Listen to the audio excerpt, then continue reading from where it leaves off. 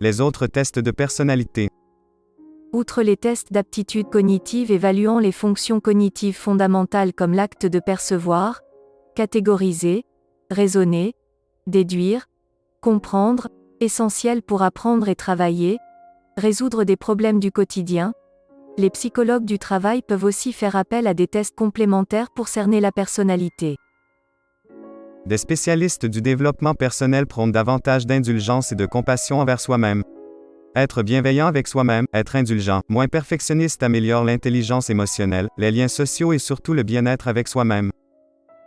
Inversement, peu de compassion de soi, peu d'indulgence face à ses erreurs entraînent de l'anxiété, d'où l'importance d'être le plus indulgent possible envers soi-même. Ainsi, l'échelle de compassion envers soi-même de Kristin Neff mesure 3 critères: la bienveillance envers soi-même, la reconnaissance de son humanité, capacité de reconnaître que la souffrance et l'échec personnel sont des sentiments complètement humains et partagés, et la pleine conscience, qui consiste à accepter et à exprimer ses pensées et émotions négatives de l'instant, sans les juger.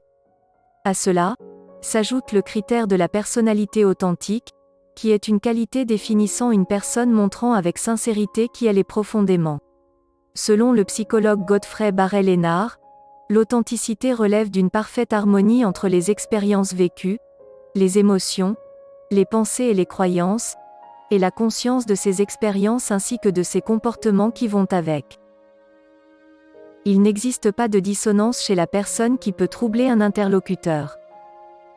Alex Wood a construit l'échelle d'authenticité permettant d'en mesurer 3 critères: l'aliénation de soi-même, le décalage entre les expériences vécues et la conscience de celles-ci, la vie authentique, en référence à la correspondance entre l'expérience perçue et le comportement, et enfin l'acceptation de l'influence extérieure. Enfin, le test de l'échelle d'affirmation de soi de Ratus mesure à quel niveau la personne est capable de s'exprimer sans anxiété ou au contraire sans agressivité. C'est souvent le symptôme d'un manque de confiance en soi, la peur du conflit, une timidité excessive. Il est complexe à tout âge de savoir dire non, d'affirmer son opinion, d'exprimer honnêtement ses sentiments, de prendre des décisions.